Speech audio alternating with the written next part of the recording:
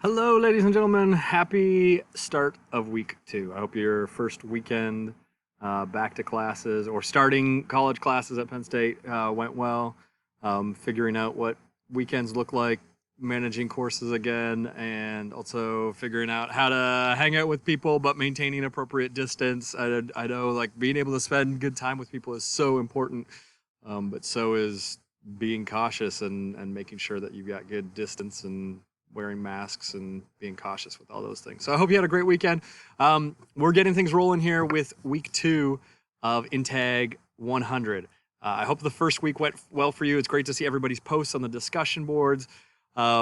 This week, I'll put it right down here, but looking at modules 2 and modules 3. And so I wanted to just kind of share the screen here a little bit just so you can kind of get a little bit of a sense of, hey, make sure you're catching all these pieces.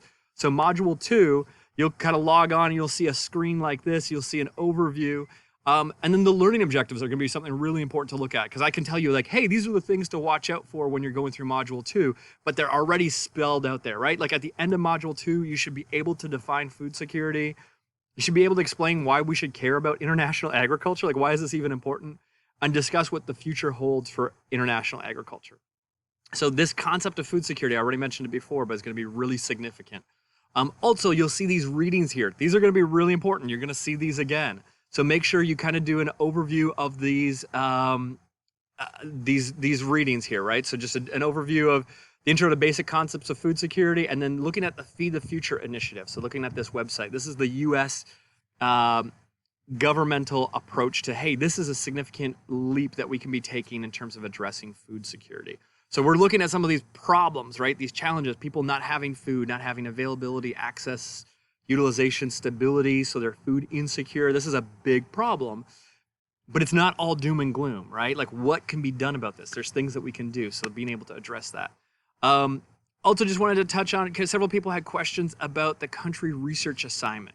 So make sure you click on this link here, right? So this is, you will see, would have seen this reading from module 1.2. So this is the brand new State of Food Security and Nutrition in the World report from FAO, the Food and Agriculture Organization of the UN. So this is one of the foremost global leading organizations looking at food security and looking at food and agriculture in the world. The FAO every year comes out with a report. This report just came out maybe about 4 weeks ago. So this is brand new. All this data is brand new. This is like the original text that we're looking at here. And so you're going to go into table A1.1 in Annex 1 of the document. So pages 164 to 176 are going to be all tables, and you're going to look at countries and find where a country that has a prevalence of undernourishment in the total population that's less than the world average of 8.8% for 2017 to 2019. So unfortunately, there's a lot of countries, right, that have a rate of prevalence below that. I mean, I guess there's always going to be less than the average, right? That's the thing about the average. But looking at those countries, identify it, and that's a country that you're going to follow throughout the course of the semester. So many of you have already posted and picked a country. Great. You just need to make sure to do that by September 6th.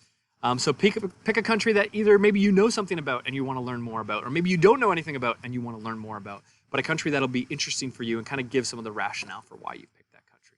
So those are the big things to work on this week. Keep plugging away. Let me know if you have any questions, and we'll talk to you soon. All right. Bye.